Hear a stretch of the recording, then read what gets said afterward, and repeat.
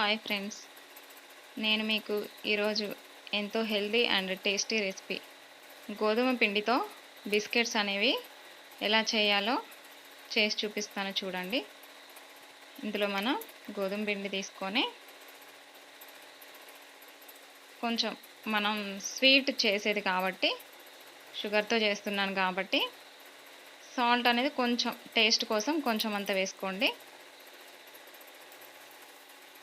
అలాగే అందులో కొంచెం మనం పిండి అనేది గోరువెచ్చటి నీళ్ళతో కలుపుకుంటే పిండి అనేది చాలా సాఫ్ట్గా వస్తుంది. షుగర్ అయితే నేను ఒక గ్లాస్ తీసుకున్నానండి. పిండికి 2 కప్పుల పిండికి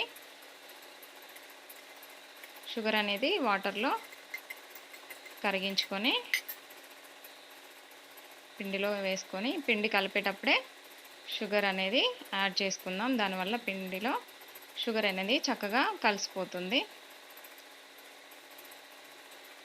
పిండిని బాగా చపాతీ కోసం మనం మంచిగా సాఫ్ట్గా వచ్చేంత వరకు బాగా కలుపుకుందాం.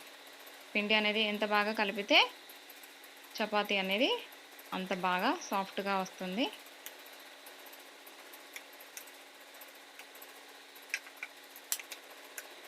ఇందులో ఇంకొంచెం సాఫ్ట్గా ఉండటం కోసం కొంచెం అంతా ఆయిల్ యాడ్ చేసుకుంటాను.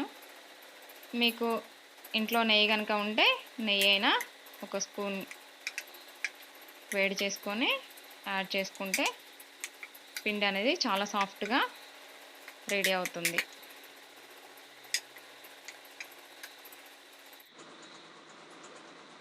చూసారు కదా పిండి అనేది ఎంత సాఫ్ట్గా ఉందో. అలా వేళ్ళతో నొక్కితే లోపలికి వెళ్ళాలి. అలా పిండిని మంచిగా కలుపుకున్నాక కొంచెం కొంచెంగా పిండిని తీసుకొని పొడిపిండి వేసుకుంటూ చపాతీలా వత్తుకుందాం.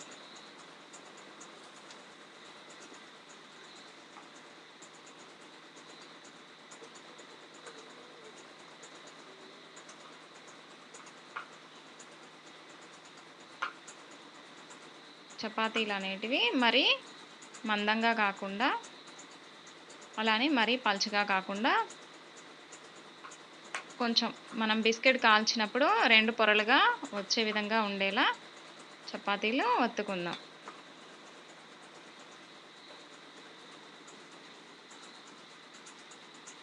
అలాగే మిగిలిన పిండి కూడా అన్ని చపాతీలు తయారు చేసుకుందాం. కొంచెం పొడిపిండి అనేది వేసుకుంటూ చపాతీలు ఒత్తుకుంటే మనం షుగర్ యాడ్ చేసాం కదా, కొంచెం అంటుకునే విధంగా ఉంటుంది కాబట్టి కొంచెం పిండి అనేది యాడ్ చేసుకుంటూ చపాతీలు ఒత్తుకుంటే పీటకు అనేది అతుక్కోకుండా మంచిగా వస్తాయి. ఇవి ఎందుకోసం చేస్తున్నానంటే మా బాబు హాస్టల్లో ఉంటున్నాడండి.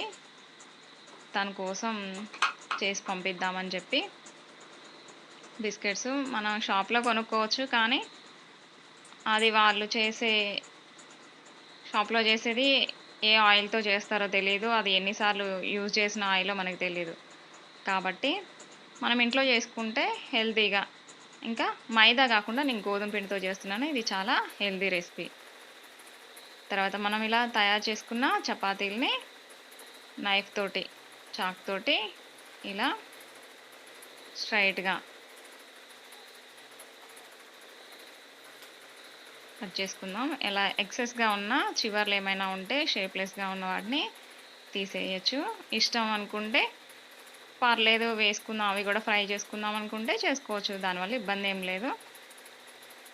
కరెక్ట్గా మాకు షేప్లో ఉన్న విధంగానే కావాలి అనుకుంటే కనుక ఎక్సెస్గా ఉన్న వాటిని ఉన్న పిండిని మాత్రం తీసేసుకోవచ్చు.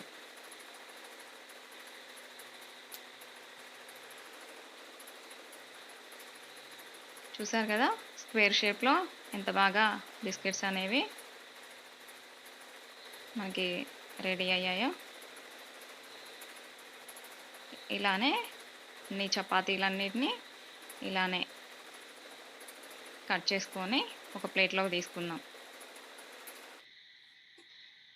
ఇప్పుడు కడాయి పెట్టుకొని కడాయి వేడయ్యాక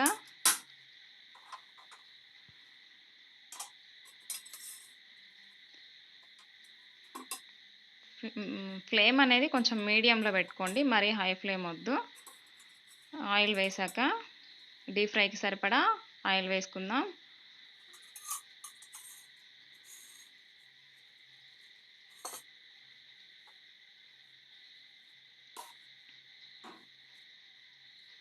ఆయిల్ అనేది వేడయ్యాక ఒకసారి ఆయిల్ వేడైందా లేదా అనేది చెయ్యి ఇలా పైన పెట్టి చూసినప్పుడు మనకు ఆ వేడి అనేది తెలుస్తుంది. ఫస్ట్ ఒకటేసి చూసుకుందాం. ఓకే అండి, ఆయిల్ అనేది వేడయింది. ఆయిల్ ఫ్లేమ్ అనేది బాగా హైలో పెట్టకుండా మీడియం ఫ్లేమ్లో పెట్టుకొని చేసుకుంటే అవి మంచిగా చక్కగా కాలుతాయి. అలా కాకుండా హై ఫ్లేమ్ పెడితే పైన అనేది కలర్ చేంజ్ అవుద్ది, కానీ లోపల కొంచెం పచ్చిగా అనిపించే అవకాశం ఉంటుంది. కాబట్టి అలా కాకుండా మీడియంలో పెట్టుకోండి. ఇవి మనం షుగర్ వేసి చేసాం కాబట్టి కొంచెం అతుక్కుంటాయి ఒకదానికొకటి పీసెస్ అనేటివి. ప్రాబ్లం ఏం లేదు. అవి వేసిన తర్వాత ఫ్రై అయిన కొద్దీ అవి విడిపోతూ ఉంటాయి. కాబట్టి మనకి అలా వేసేసినా కానీ, అతుక్కొని ఉన్నవి అలా వేసేసినా కానీ ప్రాబ్లం ఏం లేదు. అవి వాటంతట అవే విడిపోతాయి. ఇలా కొంచెం ఒకవైపు ఫ్రై అయిన తర్వాత ఒక స్పూన్ తోటి ఒక్కొక్కటిగా అట్లా తిప్పేసుకుందాం. ఇంకోవైపు కూడా ఫ్రై అయ్యే విధంగా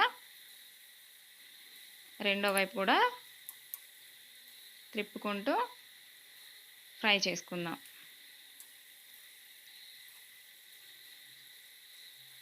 ఇందులో తినే సోడా కూడా కొంచెం యాడ్ చేసుకోవచ్చు, అది మీ ఇష్టంతో. నేనైతే చేయలేదండి, అయినా కానీ చాలా మంచిగా ఉంటాయి, క్రిస్పీగా ఉంటాయి. మంచిగా కంటైనర్ అనేది మూత గట్టిగా ఉండే కంటైనర్లో వేసుకుంటే మనకి ఒక వారం పాటు కూడా క్రిస్పీగా అలానే ఉంటాయి. ఇలా చూసారుగా ఎంత మంచి గోల్డ్ కలర్లో వచ్చిందో. నేను ఇలా టిష్యూ పేపర్ వేసుకొని దాని మీద సర్వ్ చేసుకుంటాను, ఎందుకంటే ఆయిల్ ఎక్సెస్ ఆయిల్ అనేది ఏమన్నా ఉంటే దాన్ని టిష్యూ పేపర్ అనేది లాగేస్తుంది.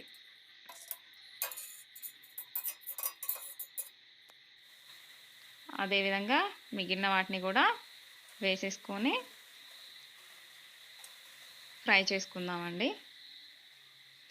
ఎంతో హెల్దీ అండ్ టేస్టీగా పిల్లలు స్నాక్స్కి, పెద్దవాళ్ళు కూడా ఎవరైనా కానీ స్నాక్స్గా తినొచ్చు.